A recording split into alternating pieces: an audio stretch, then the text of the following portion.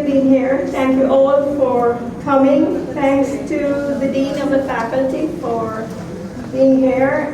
Thanks to my friends Carolyn Allen, Anthea Morrison, Rachel Mosley Wood for participating, and to the Department of Literature and English for arranging this event.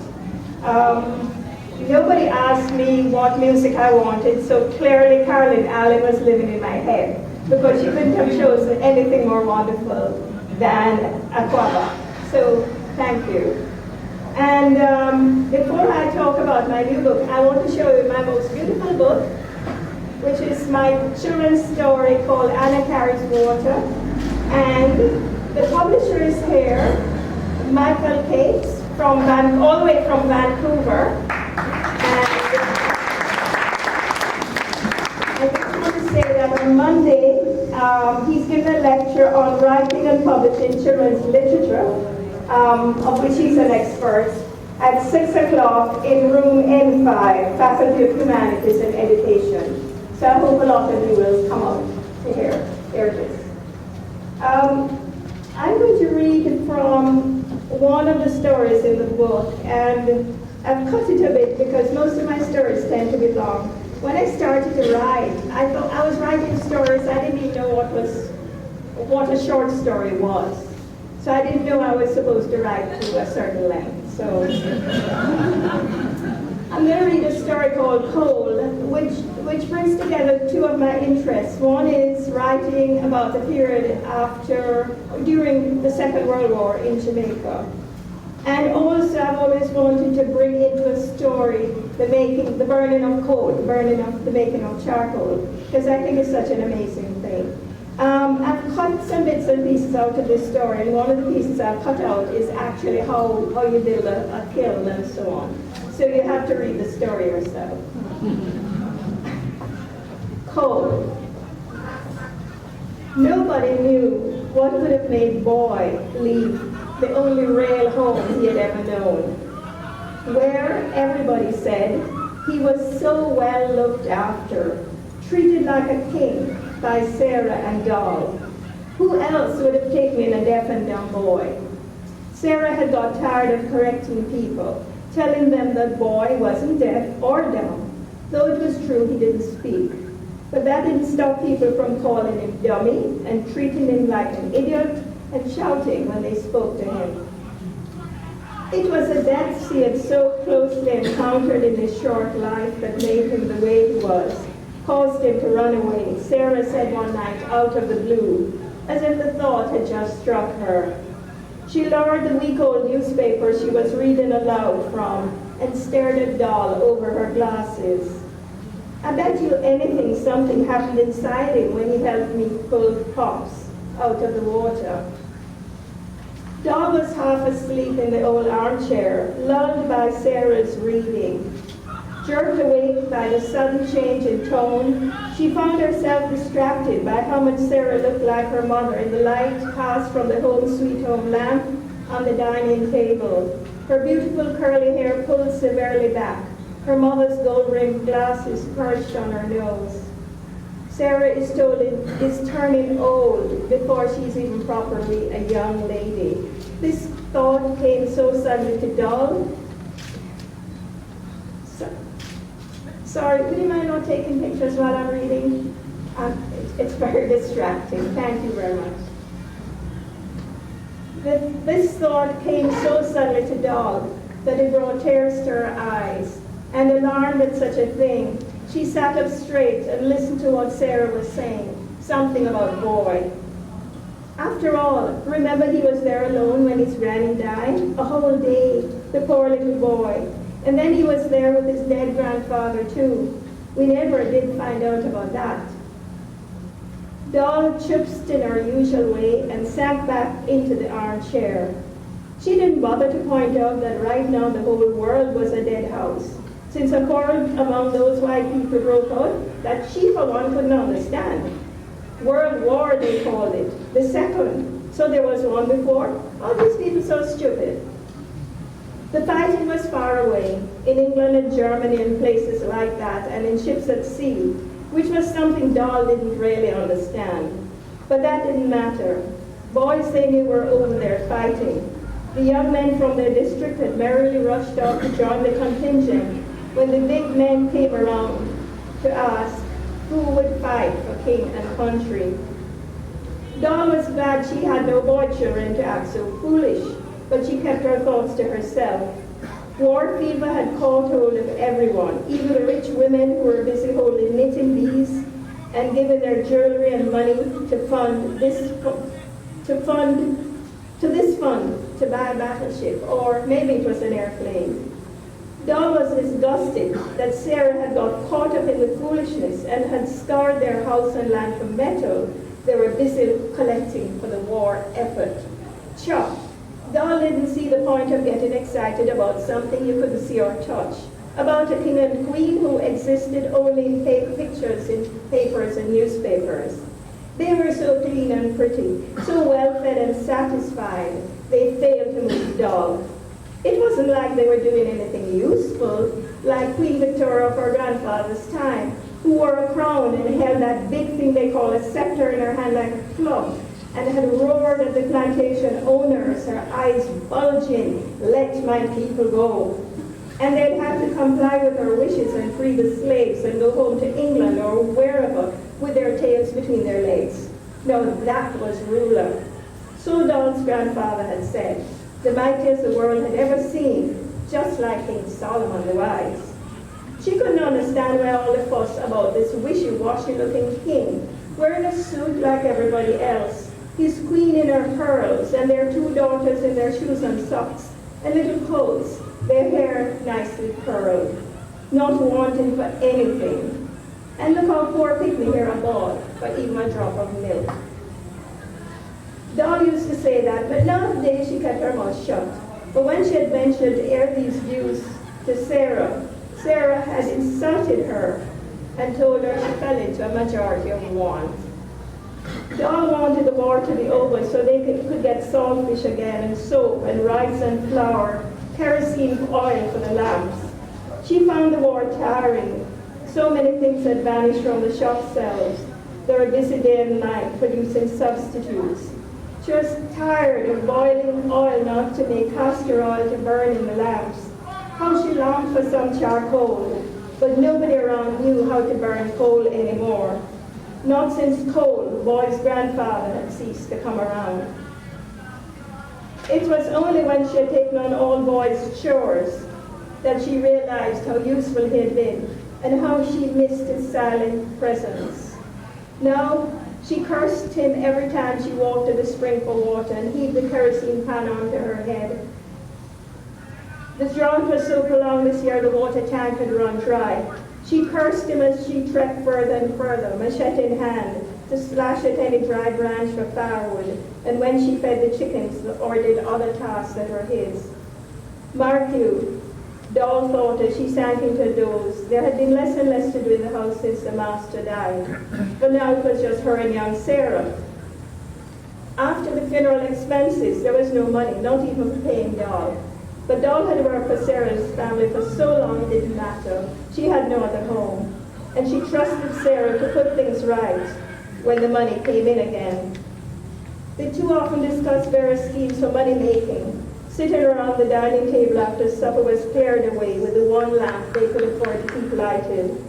Sarah would read aloud from the newspaper sent over by her rich neighbors. The news stale, but it made no difference. It gave them something to talk about. Throughout all this, Boy had sat on a stool in the corner, his sharp, intelligent eyes darting from one woman to the other as they spoke, taking in everything. Doll's favorite topic was the burning of coal. They talked about how many old broken down trees there were on the land that was now Sarah's, how they could make money off it, if only there was someone to build the coal kiln. But all the old coal burners had died off, and the young ones had gone for soldiering. Now charcoal, any fuel at all, was as scarce as hen's teeth. Everyone thought Boy had run off to join the contingent, but though they calculated that he was no more than 14, he was big for his age. Other overgrown boys that age had got away with lying to the recruiters.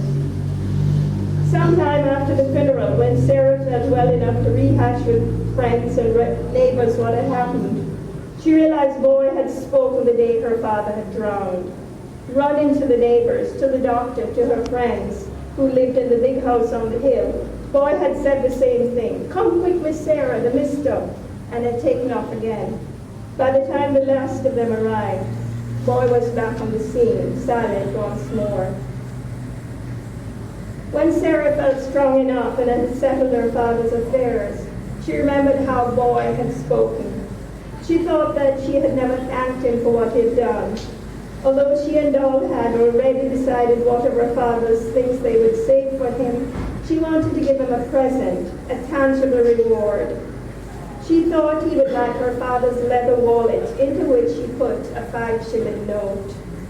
She called him into her father's room, where she had placed the wallet on the dresser. He came and stood in front of her, and perhaps it was the way the light struck his face, but he suddenly filled her with wonder, as if she had never really looked at him before. Not seeing the bold sculpture of his face, held proudly as an ebony carving, the straightness of his stance, his large liquid eyes, even his haphazard haircut, administered by Doll, failed to disguise his beauty. She had meant to thank him and hand him the wallet, but instead found herself saying in surprise, "Boy, my goodness, how you've grown. You're a big man now. We can't call you Boy anymore." She said it in a quizzical way and caught how Boy lifted his head, his face all aglow and expectant. She found herself floundering, fishing around in her mind for his rightful name, a name she had heard only once, when his grandfather had brought the little boy around for the first time. She remembered how Cole had lifted him down from his perch on top of the crocus bags filled with charcoal. "And who is this?" she had playfully asked, bending down to smile at the solemn little boy, only his eyes showing white in the grime and cold dust that covered him in his rags. Cole had proudly said, "Is my little grandis, him name, say how they do to the lady." Visualizing the scene again, try she might, she could not remember the name Cole had said, for after that one instance it turned out that he himself called the child Boy, and that is what everyone had taken to calling him. And long after, when the grandfather died and a stranger brought the child to them, the man had called him Boy too, and the boy never spoke, not his rightful name or anything else. Now standing there, with the boy still waiting expectantly and her mind a blank, Sarah fought hard to recollect his name, as if it were the most important thing in the world. She focused her mind inwards, and suddenly it popped onto her tongue. "Vincent!" she cried in triumph. "Vincent!" The smile that broke on the boy's face was so radiant that Sarah couldn't help it. She threw her arms around him and hugged him tightly. When she released him, she felt her face wet with tears. The boy also had tears in his eyes, but he was smiling too as he squared his shoulders and marched from the room. And that was the last anyone ever saw of him. At first they thought he would return. He had taken his machete and other tools, salt from the pantry, but had left his good clothes. The old mule was also gone, the mule that had belonged to Cole, the mule on which the stranger had brought the boy. He had left the mule with them, the boy's only possession, and the mule had grown fat in the pasture. A subordinate mistake, Doll had pronounced after Boy did not return, and she said it angrily to hide the betrayal she felt. Once they think they turn man, they take off. They have to go feel their own fire. Just every year? Yes, Sarah calculated. Boy had been with them for 7 years, arriving when he was 6 or 7. And in all that time, she had never attempted to obtain his birth certificate or find out if his birth was registered, had never given him a proper name as she had intended, when he had first come to live with them. Perhaps if teacher had agreed to take him into the school, she would have been forced to go through the process. But when that didn't happen, she had let everything go, caught up with nursing, first her mother, then her father, holding the household together. She felt ashamed now and sad, and wondered if Vincent knew what his surname was, and if he would give that to the army. Suppose he died over there, what a waste that would be. Would they never hear the news, for nobody would know who to tell. There would be no black-edged telegram coming to their house, for now she realized that though she had taken boy from the stranger without question, she hadn't rightly taken him in. She angrily brushed aside the tears that fell. This was her destiny in life, to lose things, lose everyone that mattered. And now, with no life beyond their limited circle, she was beginning to feel that she was lost too. For some reason she couldn't fathom, Sarah never told Doll of her last encounter with Boy, though she had told her that she remembered his name. She stopped referring to him as Boy, for she had started to think of him as Vincent, and soon Doll did too. They reported his disappearance to the district constable, but like everyone else, he treated it with scant attention. Well, he said, now you can get a good yard boy to come and help you. Two ladies living alone like this, they need more than a dummy in the yard. Dummy is what teacher had implied too, though he hadn't said the word, when Sarah had asked him to take Boy into his school. He said no, because he would be a disruptive influence, the butt of teasing from other children, as indeed he was every time he ventured beyond the sphere of those who knew him. Sarah had pressed the point. She told Boy at home, giving him the book she had used. It was hard to teach him to read when he wouldn't pronounce the letters, but he had copied the alphabet on his slate, and he seemed to have taken in the rudiments of reading and arithmetic. She had often caught him looking at the books, at the magazines and newspapers that came to the house, moving his lips silently, but she was never sure how much he could read.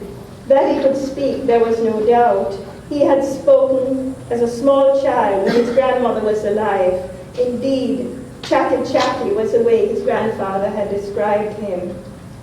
The grandfather was known to all and sundry as Cole, because making and selling charcoal was what he did for a living.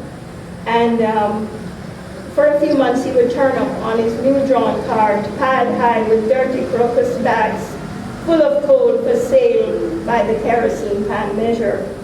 It was after his wife died that he started carrying his grandson around, for he had nobody to leave the child with. I'll skip a bit. And after he had first started to come by Sarah's house, Doll would take charge of the little boy, scrubbing him down and dressing him in the clothes Sarah had taken to making for him, and coaxing him into laughing and playing. But he remained silent and shy with them, and as soon as the grandfather reappeared, would run to him and hold tight onto the old man. Lord Cole, leave the boy with me now. Doll would tease him every time he visited, and the old man would laugh and say, next time it's Doll, but they knew he would never part with the boy. The boy went everywhere with Cole. Although at first he was too small to help much, his grandfather explained everything to him as he worked, and though he no longer spoke, it was amazing how quickly he learned.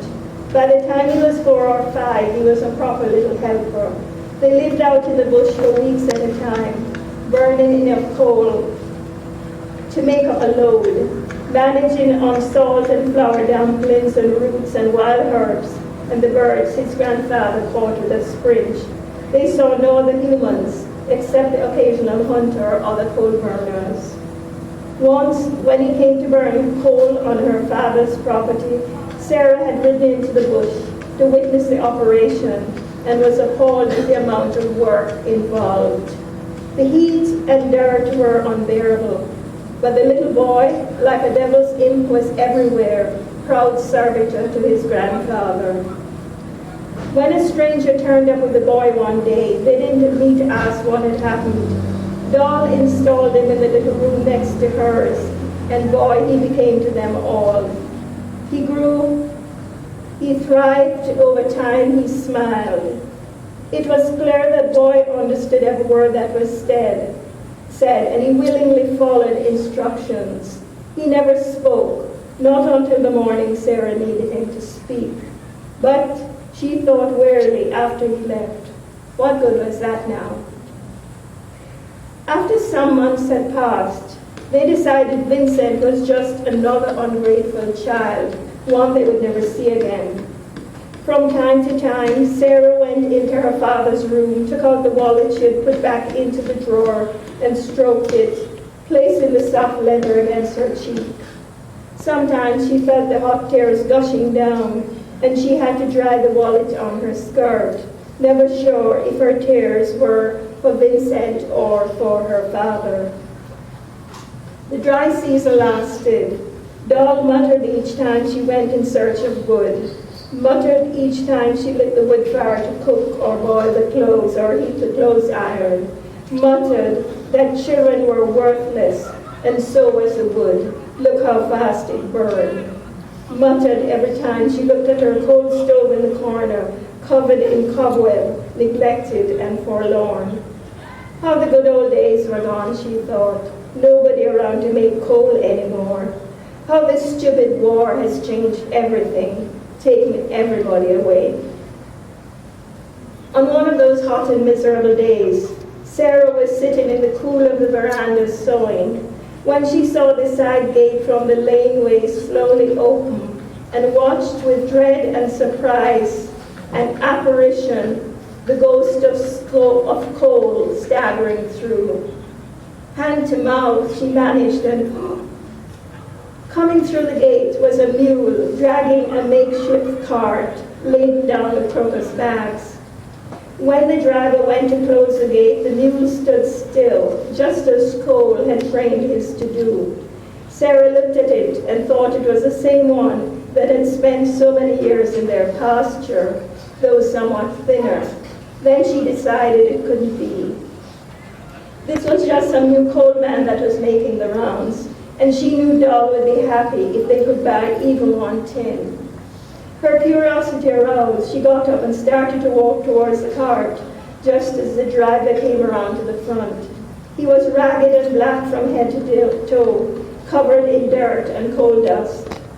At first, she could only see the whites of his eyes, but when he turned and saw her, his face burst into a smile that she would have known anywhere. "Vincent," she cried, running towards him. "Coal, Miss Sarah," Vincent said. His voice stopped her in her tracks. It was unfamiliar and coarse, like a grown man's. "I'm making coal, sell in the market. Dead wood turned into money, plenty wood to burn." By this time, Doll had come out to join them, and for a moment, the three of them stood, silent, lost in the sense of something miraculous having occurred. But exactly what that was, none of them would ever be sure. Thank you.